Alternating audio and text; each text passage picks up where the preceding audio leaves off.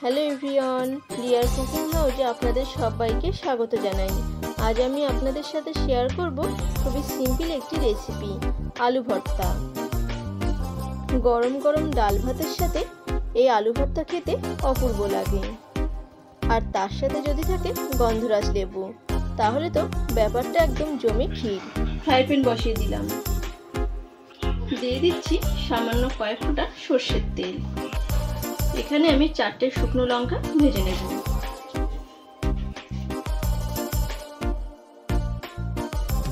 এভাবে সামান্য একটু তেল দিয়ে শুকনো লঙ্কাগুলোকে ভেজে নিলে বেশ ভালো হয়। একটু সময় নিয়ে শুকনো লঙ্কাগুলোকে ভেজে নেব, তাহলে বেশ মুড়মুড়ে হবে। দেখুন লঙ্কার কালারটা চেঞ্জ হয়ে আসছে আর সুন্দর একটা গন্ধ বেরোতেও শুরু করেছে। লঙ্কাগুলো ভেজে নিয়েছি, এবার তুলে নেব।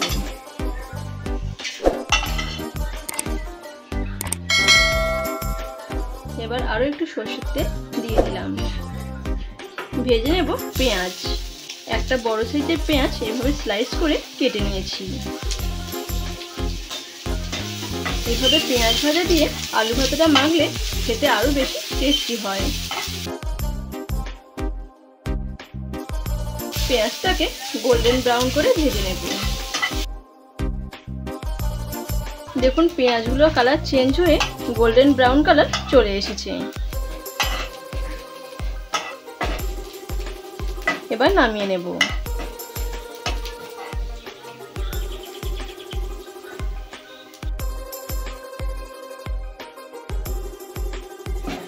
পেঁয়াজটাকেও একটা প্লেটে নামিয়ে নিচ্ছি। এখানে আমি 3টে মিডিয়াম সাইজের আলু সেদ্ধ করে নিয়েছি।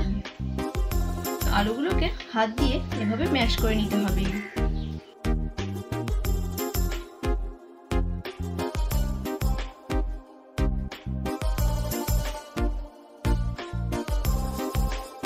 দেখুন হাত দিয়ে এভাবে খুব ভালোভাবে ম্যাশ করে নিচ্ছি।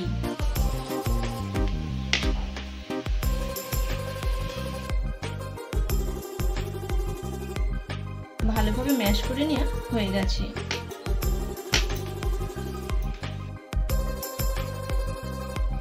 দিয়ে নিচ্ছি সামান্য একটু লবণ। এবার এই ভেজে রাখা শুকনো লঙ্কাগুলোকে মেখে নেব। দেখুন কতটা শক্ত হয়ে গেছে।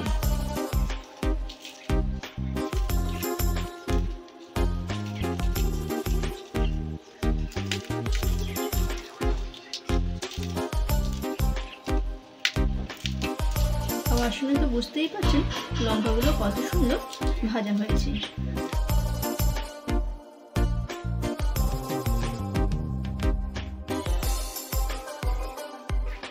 কাঁচা লঙ্কা দিয়ে মাখলেও এই আলু ভাতে খেতে ভালো লাগে, তবে শুকনো লঙ্কা দিয়ে মাখলে বেশি টেস্টি হয়।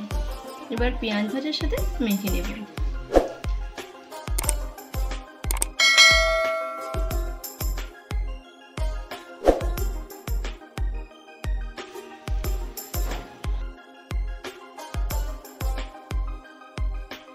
এবার আলুর সাথে সবকিছুকে খুব ভালোভাবে মেখে নিতে হবে।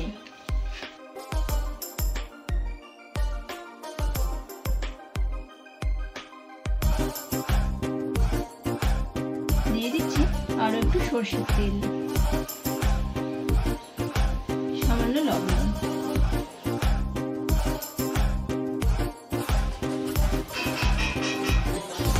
লবণ আর তেলটাকে আলু ভাতের সাথে আবারও খুব ভালোভাবে মেখে নিতে হবে।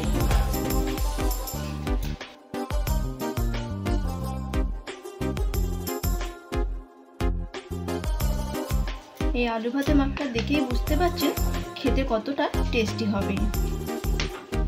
চেপে চেপে খুব ভালোভাবে আলু ভাতেটা মাখবেন। আলু ভাতের মধ্যে একটুও যেন দানা ভাব না থাকে।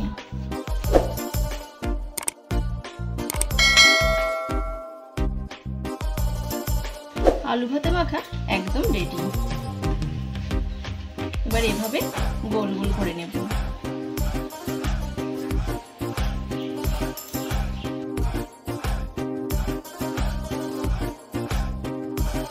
আজ এই আলু ভাতেটা আমি গরম গরম ডাল ভাতের সাথে পরিবেশন করছি।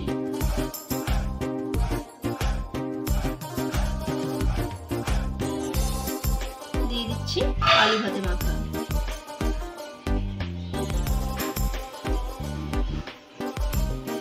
গন্ধরাজ লেবু।